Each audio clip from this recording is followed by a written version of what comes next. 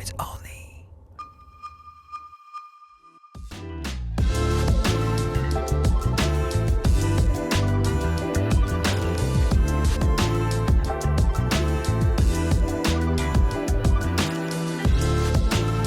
Salut les amis et bienvenue à Trivolzio. Nous sommes aujourd'hui pas loin de Pavie, on est en Italie du Nord, chez Moto Morini qui nous a ouvert ses portes. Alors c'est assez intéressant pour cette marque née en 1937, je ne vais pas vous refaire la genèse de la marque, on va plutôt parler de l'histoire récente de la marque et parler de 2018, l'investissement d'un constructeur chinois au sein de la marque Moto Morini pour faire renaître les gammes modernes que nous avons aujourd'hui. Vous connaissez Sei Mezzo, vous connaissez X-Cape et la nouveauté cette année, c'est la Calibro. Calibro 700. Les autres, c'était des 650. Déjà, il y a de l'évolution au niveau de la motorisation. Ils ont travaillé sur ce moteur afin de le rendre un petit peu plus coupleux, un petit peu plus dynamique sur les bas régimes. Esprit custom obligé, bien évidemment. Un travail qui s'est fait au niveau de la course. On a rallongé la course pour avoir un petit peu plus de cylindrée. Installé dans cette moto qui a justement un cadre en acier, cadre double berceau tubulaire, de l'acier qu'on va retrouver également au niveau du bras oscillant et également au niveau du réservoir. Pourquoi? Parce que le souci de Morini, c'est d'apporter une qualité de fabrication un petit peu supérieure sur ce segment des motos, marque italienne, mais motos chinoises quand même. Et sincèrement, ça marche. Elle est très très belle. Moi déjà, j'aime beaucoup le look. Toute la partie avant est très intéressante avec le réservoir qui redescend sur le cadre. Il y a un travail quand même qui est fait. Belle identité aussi à l'avant avec ce tête de fourche qui encadre là, le petit phare à LED, d'ailleurs c'est du feu full LED partout. Au niveau des options, vous avez également une petite prise USB que vous allez avoir sur le côté gauche. Et puis si vous enlevez le capot, il y a même un endroit pour ranger peut-être un bloc disque, mais surtout des papiers ou des outils. Et ça, c'est une très bonne chose. Donc petite moto simple, mais bien traitée. Bon, ce que je vous propose, c'est qu'on parte un petit peu en essai dès à présent. Et puis, retour d'essai, on fera une petite conclusion et puis on fera un petit topo justement sur le segment des customs de moyenne cylindrée. Allez, je vous retrouve après ce roulage.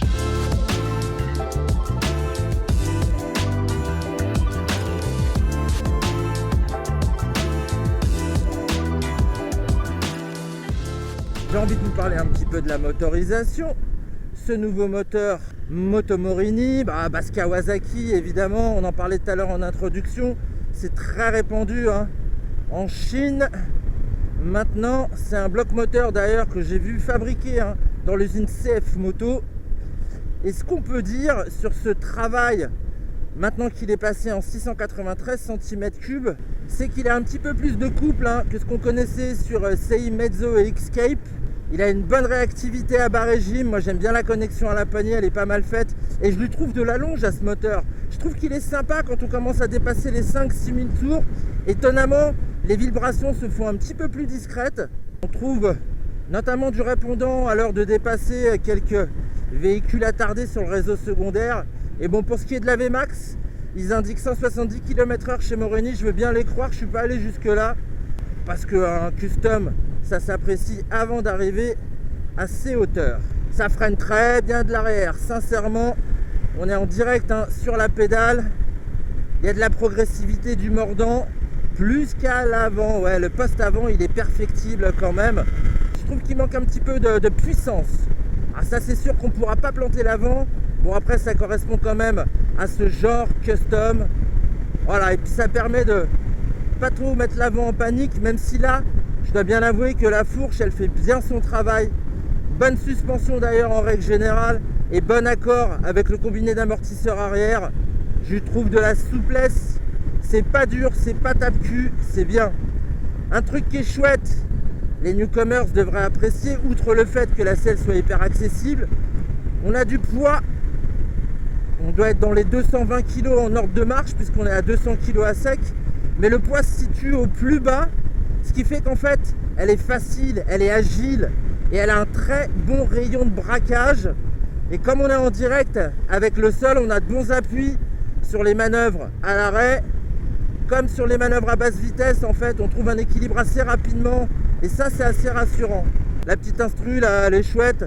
Ils ont fait le choix justement de mettre en pièce principale le contour. On voit pas mal s'agiter quand on commence à rouler un petit peu dynamique et on peut là-dessus Globalement, c'est assez sain, hein, sincèrement.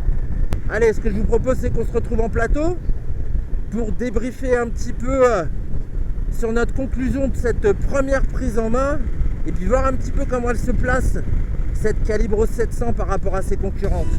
Andiamo.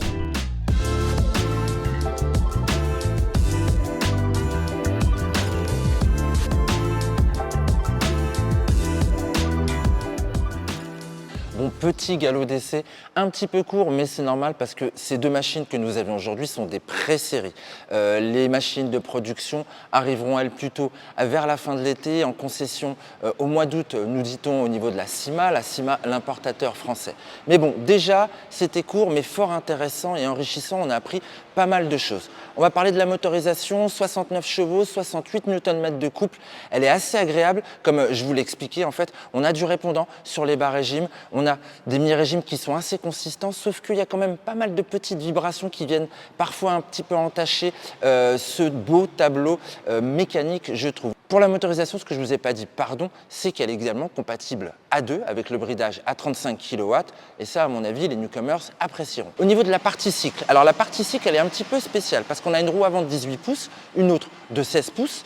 Donc ça paraît bizarre sur le papier, cela dit, ça fait une machine un petit peu sur l'arrière. C'est ce qu'on veut pour un custom et ça la rend extrêmement agile. On continue sur la partie cycle et sur les suspensions pour parler un petit peu du confort. Alors certes, le combiné arrière ne travaille pas sur une grande course, il y a 90 mm de débattement.